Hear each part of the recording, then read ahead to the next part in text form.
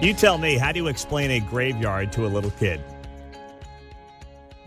7:24. It's great to be here on a Thursday morning on KCMO. Hey, Mark, you know that graveyard on Northgate in Olathe as you're driving down to Santa Fe, 135th on the left side? Yeah, you know it, on the east side of the road there.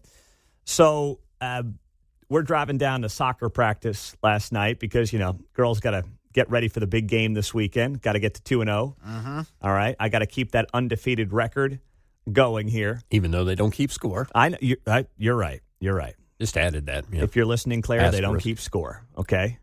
We're not counting records around here. And by they, we mean the league. Yeah. The players are certainly keeping score. Yeah, that's right. The girls are counting these days. So we're driving by it, and she asks what all those monuments are in that field over there. And I said, it's a graveyard. It's where people get buried. And, she said, so they're dead in there. I said, yep. Now, this is a, 6-year-old, so you're trying to explain all this.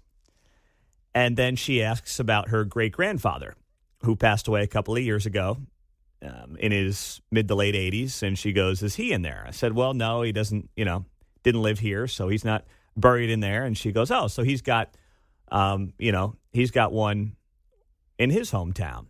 And I said, well, no, he was cremated. What's that? So now you're trying to explain Noob. Cremation to a 6-year-old. Yeah. So I'm like, how do I do this here? What am I doing? I'm like, gosh, can I get the soccer practice faster, please? I mean, I got still like 5 minutes left to get out to those fields. So I'm trying to, make my way through this conversation.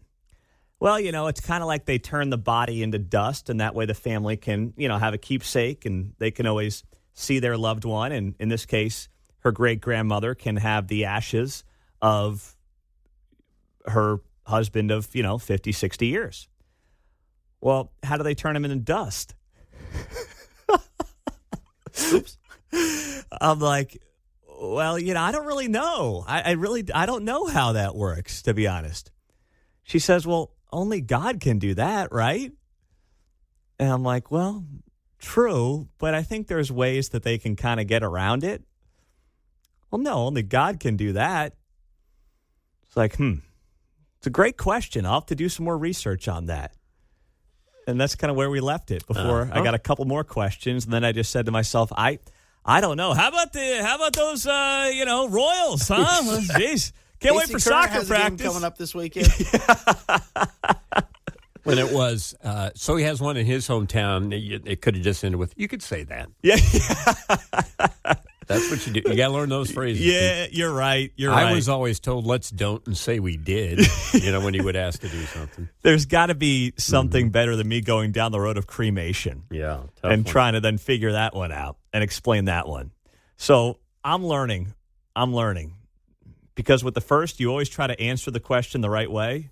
But sometimes you get yourself into more trouble doing that. I've got a couple of books, Pete, but I can't help you here.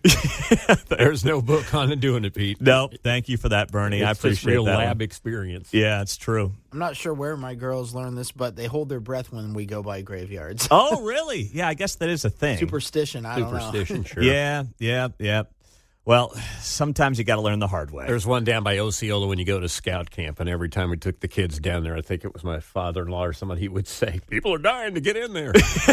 Every time. Every year. Well, that's a dad or grandpa joke there if I ever heard one.